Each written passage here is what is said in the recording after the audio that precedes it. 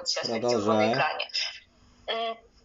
Хочется также сказать еще об одном военном, это майор Артур Орлов. Он сидел не за Путиным, а за главами, немногочисленными главами иностранных государств, которые приехали на парад. Чем он отличился и почему хочется сказать про него?